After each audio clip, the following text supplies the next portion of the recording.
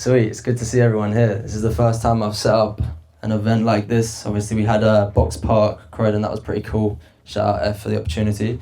But yeah, thought we'd run something like this. Like we're always on calls together, and it's kind of crazy to just all be in the same room and yeah, bring it to life. Actually, like we can do a lot of planning, we can do a lot of ideating and different content ideas, but we can actually just execute in one day and get a load of content. So I want you guys to walk out of here with a bunch of content, a bunch of content to post next week.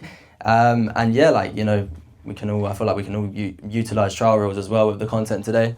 Like we always speak about, like all different captions relating to you guys' songs.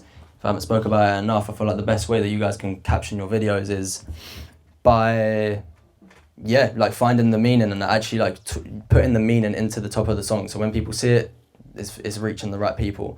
So yeah, walk away with a load of content. Have some fun performing, because as an artist as well, I know how fucking fun performing is. Frankie, how did you find the Box Park? That was like your first one, innit?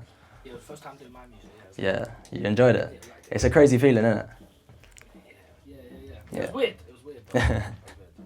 Yeah, it's a good feeling, like, especially when you're just get to express what you like making and stuff. So yeah, it's gonna be fun today. Just like vibes, show each other our tracks. Like I said, I put together like a little performance order, so we'll run through that. I don't want to bore you guys too much. Like in terms of, I'm gonna do like a little talk. I'm already talking now, but I want to talk for the next few minutes and basically just share more of my story and how I'm doing what I'm doing now and how I done certain things as an artist without the fact of paid ads, without using bots or whatever all of that rubbish is, or even playlisting. I found out, who was it? One of the calls recently, I think it was Frankie or one of you guys. You're like, Bailey, you are in playlists. And I was like, shit, I didn't even realise. But what I'd done, yeah, all without the power of ads and playlisting. Yeah, I feel like it started in year 7. And yeah, it was pretty crazy because my first song was about a game, which was Fortnite. Did anyone used to play Fortnite? Yeah. Yeah, I made a song about Fortnite, and yeah, from that day, I just loved rapping, and I got so much hate. Like it was crazy. Like genuinely, I don't know how I kept going. Like I still somehow turn up to the studio like every month, even after this song. But it was like lag, making my game go freeze, and like it was just like I don't even know. I was actually a meme. Maybe that's just, I don't even know. I was a meme, but I dropped that, and that was pretty funny. And then yeah, I just feel like I really struggled with content, with making music back in year 7, but I always just kept pushing. So it got to like year 8. Yeah, like bruv, it was tough. Like, you know, just making music and then no one taking it in is, I guess we've all sort of had that feeling. It's almost demotivating. It's like, you know, if you drop your song and it gets 1 million streams, you're going to be motivated. It's like, yo, everyone's loving it. But when you drop a song and it's like people aren't streaming it, or it's under 1,000 streams, probably not the greatest feeling, which we all know. So yeah, it was hard, but I feel like that's why I'm here and why I do what I do now. Like I think it was year 9 secondary school now. I think it was COVID times, and I started getting really active with live streams. Like I was just consistent, like, and this is where, when I say to you guys, be consistent, that's where it comes from.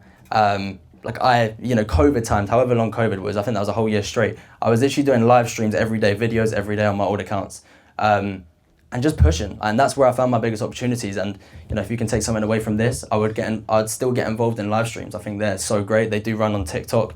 Different like artists, producers run like, I don't know, submit your song for plays. I don't know if you guys have seen the lives and things like that. Or there's a lot of talent shows going on TikTok and things like that. So I'd get involved in live streams. That honestly changed a lot of my career. But yeah, I once, after many times of trying to get on with different people, I eventually got on with people like, I think it was Swams back in the day. He was a big rapper. I'm Just Bait. I built up my following really big on Instagram from the actual live streams, which was crazy. So that's what I'm saying. It was organic, and it was through live streams as well as obviously my videos.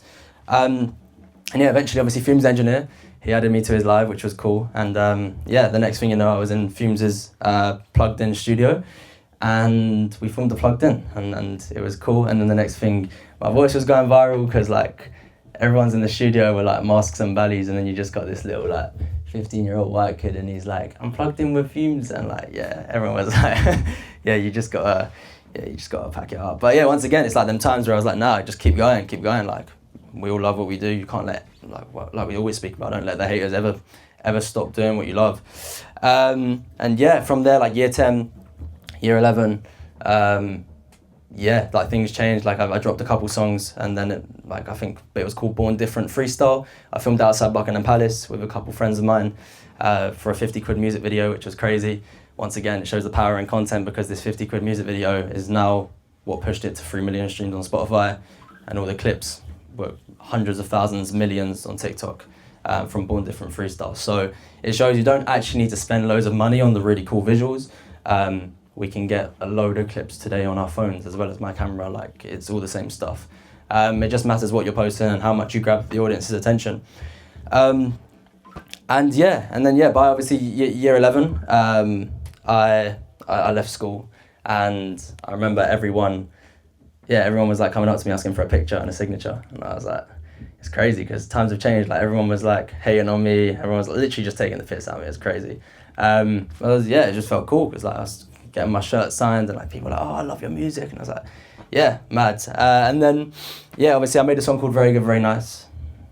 Some of you may have heard it, some of you may have not, which is on 12 million streams on Spotify.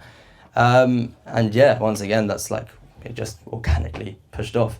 Worked with a management at the time, they helped push it a little bit in terms of like, I don't know, we were speaking to people to get them to make videos and stuff, but eventually enough videos, enough pushing, enough consistency with the content, and it done well, and now it's sitting on 12 million to this day, which is crazy. And then I left school and I went into college, Access College, and I kind of lost the love for music, and I don't know what it was, but I felt like I wanted to do something different, and I wanted to help almost my younger self. Like, as much as I help you guys, I'm also helping my younger self when I do it. Like, it's more than just oh, it's a job, oh, it's money. Like, this is passion. Like, genuinely, like, doing this right now, this is sick, this is crazy, like, this is fun. But it's like, when I help you guys, I get to help my younger self as well, who literally had no clue what he was doing with content, or just didn't have the best ideas and didn't know how to market things, and then ended up finding out how to do that. And then lastly, just to finish that off, I feel like the day came, I basically just said these like final words, and then the rest was history. And I said to my friend who I was working at a sports centre with him at the time, doing double shifts, hours, like we were literally, this was only a couple of years ago, just doing so many shifts, like working our asses off doing something we hate. And eventually I went to drop him home, and I just said to him, like, what if I just made a creative media company? I didn't even know what a creative media company was, like, not a clue, but from that day onwards, I just done it. And it's like, that's why I built the clothing, which I'm going to talk about, Do More, the doers, because like, you don't need to plan everything out, you don't need to do all these, like, all these different plans that I feel like we all have this thought in our head where we have to plan this content and plan the really, like, just do it. And that's why I rep the sweatshirt, and I want you guys to be repping the sweatshirts too, the people that do more. There was like a few points I wanted to say. I think 4 points if you was to take any value from my random talk on my story. Number 1, stop working to get seen by a record label, because you can do it all yourself. Like, that's the truth. I never signed to any record labels. I was with a management that helped me at the time, but I done it all organically, like I said, and just by posting content. And you guys can see the power in the content. When you see certain videos do well on trial reels and things like that, it's just more of that, and over time it's going to happen. But I wouldn't work towards getting seen by a record label. I just work towards your dreams, work towards what you actually want to be doing, whether it's touring the world, whether it's making money from your music, or all these different things, or being financially free, whatever it is. Work towards that goal that you've got, not a record label, because they'll come. The right record labels will probably come, and you probably find the right deal, but that's further down the line. Number 2, don't get lost in the numbers like I did. I don't know how well I executed that story. I've never done talking up here before. So, but what I was trying to say from my story is, I got so lost in the numbers, like seeing like millions of streams, 12 million streams, all these crazy numbers, and it was like, I don't know, I just fell out of love with the game, because the next time I posted content, it was like, oh shit, my last song got 10 million streams, and now this is stuck in under 1,000. Okay, cool, and then just stop posting. Like, that's genuinely what happened within the recent years, a couple years ago, before I built what I'm doing now. So don't get lost in the numbers, because they can fucking play with your head and demotivate you. That's literally like a point. Like, it's not even, just don't, as hard as it is, just don't get lost in the numbers, and it's just about detaching from it. Yeah, for number 3, big point I want to say, and this is the last 2 points. Number 3, don't pay for ads until the organic works. I've spoken about this on some calls with you guys recently, but there's no point paying money, like I'm saving you guys money here, there's no point paying money on ads to promote a song if it didn't do well organically. Because, I mean, that you can push it to your audience. Like the right content will push. Whether it takes a lot of times and a lot of videos, it will happen. There's no point putting a load of money into it and just wasting your money. I would focus on the content like we do, with the strategies, with the ideas, with the connection, getting people bought into you, and eventually you get to a point where you built up this what they call core fan base, and you've got a lot of trust built, and people like you, people enjoy watching your stuff, and then it's like, cool, drop some money on ads. Because if the organic's working, say you've got a video that's promoting one of your songs and it's actually doing well after all this time, it's on 10,000 views, that's a great idea to then go and put ads on it because it's already pushing. Or you look at the data, see if it's actually converting people. If that certain video has just got you 1,000 streams in the first week, it's probably doing fairly well. So yeah, don't pay for ads until the organic works. And number 4, connection is everything, and that's what we do constantly. And as much as you guys might feel like you're coming out of your comfort zone, like I know Gilbert, when we filmed at your house the other week, it was like different for you. Neris, the day in the lives, I know it is different.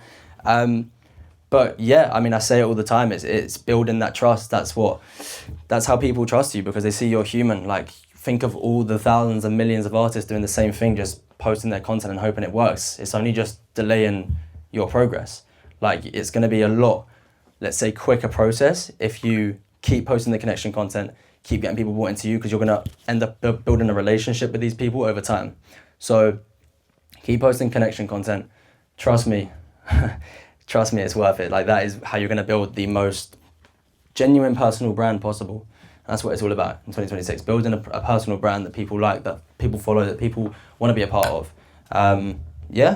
And that's the 4 points. I wanted to keep it simple. 4 quick points for you guys to take away. Like I said, don't stop working to get seen by a record label. Don't get lost in the numbers.